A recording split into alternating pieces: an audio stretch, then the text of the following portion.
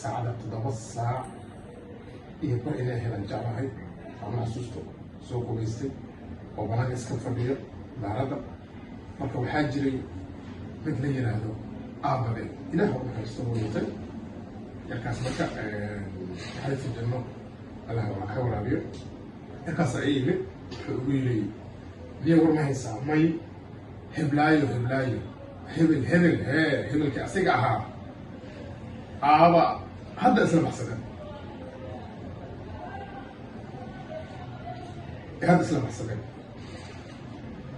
bas runtii waxay la noqotay arrin jahwareer ah yarkii wiilka hadalkiisa waa rumaysan waaye waa amini waaye sababtoo ah qofka wanaag ka sugaysay xumaan haddii lagaaga sheego ma aaminaysa ilaa arkaa inta xaqiiqada waxay tahay anigu waa xaqiiqsan waayo bas wiilkii waxaan dhahay walaalo miya ay ugu cayaarayna barnaamijkan dib igala labo laakiin xaqiiqada codta waa soo gaadana bas waa soo baxay xaafadda baan imaaday gabadhii ma joogto waan soo noqday gurigeyga kusoo laabtay ayadii wacay telefoonka iga qabo weysay adila galabtii waa wacayay habeenkii maqribadii kale iga qabatay markaasaan ku iri waxyaabaan dhacayo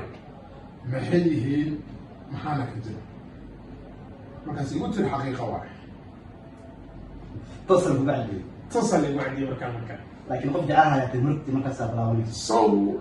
مدرين كرتا فاجعش هاي مركو عليك نمش هذا لابد زائد انه قف كي وقت شتى عادي اكزاكتلي قف عليك جعش مركو كان تابو ساقول عليك قف نو اسكبدا ينو عليك وهذا انه waxa ila xanuun badnaa oo xanuunka aha famigeyga oo arintii aan la wadaagay oo gabadhii hal ii doon gogol galnay wax walba naga ajiibay haddana qofkii nolosha aniga aan rabay inaan ka dhigto fikirkayga quruxda badan waxaa dhacday qoftii inay igu samayso tayaanada midii ugu xumeyd ee baqan haddii halkan iga daawanaysa waxaan dhihi lahaa ama baaqi aan u diri lahaa please anigu waan ku codsan marka wiilkii dameerka u waday ee la baxday wiilkii dameerka u waday aan gabadhii guursaday asiga la fakatay la fakatay adiga jacayl waa adiga xaggeeda waa jacayl ya jacayl saas ku marnay so I don't know what drink ka saa so means I don't know about whatever waa ku dhacay marka taas ay u dhacday runtii maalin habeen ii noqotay habeen maalin ii noqotay so maalin walba waan sila jiray waa faali jiray sila badan cuntadii ka go'ay maxaa dhihi jiray bini'aadamnimadii xataa ku bini'aadan ah inaan aamin iskaba dhaafeen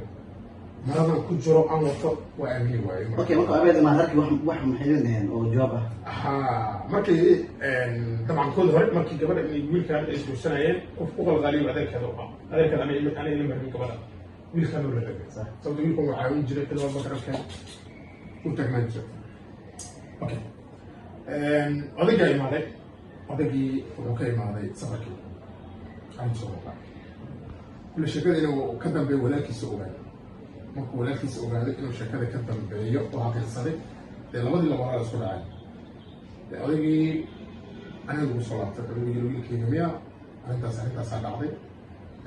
aniga midaan raali ka ahay ma ahayn balse qof aniga wiilkeyga arrintaan naftirkeyga xabdaaf igu sameeyey marka aadan aga xumahay bal tan way dhacday adi kolley un jijiib badan rufaad badan silac badan waan soo maray waan ka sabri waayay habeenii maalin waxa igu xanuunka badnaa maalinta guurkeeda ahaa habeenkii dabcan wiilka das uma maysan maho laakiin wiil gurmaysan oo kale guurkeeda la gaari doona marka gurigeenna anagaa diganahay gabadha gurigeeda wiilka gurigeeda waa dad saxaafadana waa isla dhow habeenka gurkeeda ahaa waxaa dhacday gurigeenna anaga aan diganahay dee markaasita ma jirin hotel lagu duubayo hoose waxaas ma jiro guryaha lagu dhigin jiray inta badan hoosida gurigeena marka waxaa yaali jirtay waxaa taali jirtay samaacadaha waaweynka aaway yar oo isku fiican nahay marka gurigeena ay u taallay marka oo samaacadaha la kirkiriya aroosada loo qaado waxay soo doonteen samaacadihii yarka guursanaayo wiilka guursanaayo walaalkiisa aniga walaalkay saaxiibo waay ma fahantay wiilka guursanaayo walaalkiisa aniga walaalkay la dhashay saaxiibo waay okay سماعدي على صوت منطق قولي الله يمرضي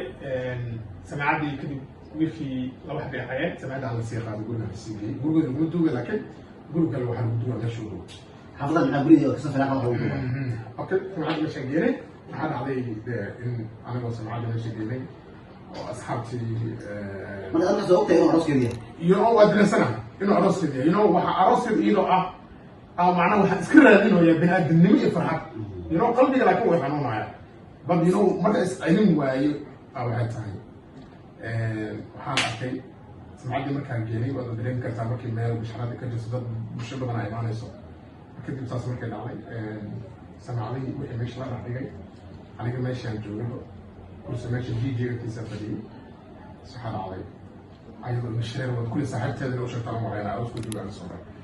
ayadoo nashareer wadato meesha soo gashay marka الباب قادرين كتا مركم من عروس كدر ودك طبعا ده كده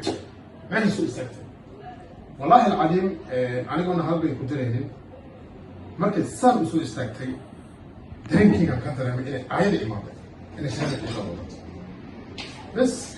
مركز اساس عياكي انا اكون صديق ان عيادة تهي انا وقاعدين كنت لما قلتي وما فلان وما فلان يقول قلتي waan soo baxay meeshii waa isu joogi waayey markii meesha anigoo ka soo baxaayo bay gadaal igu tiri anigoo sii socdo kale macnaha juga isiisay jug markaa isiisay markaas igu tiri iska kicaf marka jugsa iska kicaf ii dhahday runtii waa iscelin waayey oo dareenkeyga hataa wuxuu noqday mid runtii aad u xanuun badan aan soo koobi karin waan soo baxay waxaan imid meel markaas ayaga oo kale oo la fadhiisto aan iskana virgiin ah virgiinkiyaa sidii aan ku ooyey in badan markaas in badan ku ooyey waxaa dhacday yar oo saaxiibanahay markaas xaafadda oo lagala degnaa meesha lagu imaado lagu dhaco niyow hal waxaa kugu dhacay saan ay ula aanahay waryaakii uu dareemo gaboo iga soo galay wuxuu ikeenay gurigii horta waa masantaha fikran qasa xanuun badan ay ahayd asxaabtana inta badan oo sii fafaahin doona hadduu ilaahay duu barnaamijyo kale oo soo wadnaa beedkan qof kasta oo kamid ah asxaabta sarxloof wuu u furan yahay qof kasta taariikh jecel noo haayo wuu u furan yahay fikran maxsuus ood qeyrana ma geliyay maanta asagana waxaan leenahay saaxib waa mahadsantaha waqtiga aan noo soo watay oo qaaliga ah fikran adiga asxaabta waxaa dhigis kulley maadaama maanta taariikh badan oo jecel nooga sheekaysay adigoona murugsaneen aada amaadsan tahay asxaabta waxaan leeyahay waxaa ogaataan horta adduunyada sideeda banaan itixaan waaye dadkan ku noolna itixaankaas aa lagu soo itixaamay way jilayaan dhammaanteen marka adduunkan itixaankiisa wada jilaynaa okay marka adduunyada intaa ku nooshihiin wax walbarta waa kala kulmaysaa laga yaabaa tan hadda ani igu dhacday adigana kugu dhacday inaysan beri kamani kugu dhici karto qof walbana ay qabsan kartaa bad maantana waxaan ku faraxsanaa in halkan aan kasoo muuqdo saalax loof asxaabtiisa quruxda badan faniskiisa aan halkan maanta aan storygeyga lagu soo gudbiyo aad baan ugu faraxsanahay waxaan idin dhihi lahaa dhalinyaro dardaaran waxaa iga ah waqtigiina quruxda badan inaad ka faa'iidaysataano oo kii wanaagsan qalbiyadiina aad u furtaan kii xumaanna oo xumaan qalbigiina ka damacsan inuu ku cayaaro inaad iska fogeysaan noloshu ma ahan tilmaamo iyo tusaale balse waqtiga waxaa waaye tilmaamo iyo tusaale sababtoo ah saaka 12 saac ahayd had almost waa qadan taaganahay waa 6 saac 12 waa marka waqtigeena saas oo kale isku fura waxaan ilaa waqtiga ka faa'iideysta saalo official guys aad baan jeclahay beedka waa kasoo muuqan doonaa followga like share idinka waa aad waa sitay okay waa mahadsantahay fikran barnaamijka inta soo ogyahay dhammaantiin waxaa idin leeyahay nolol ma joogtaan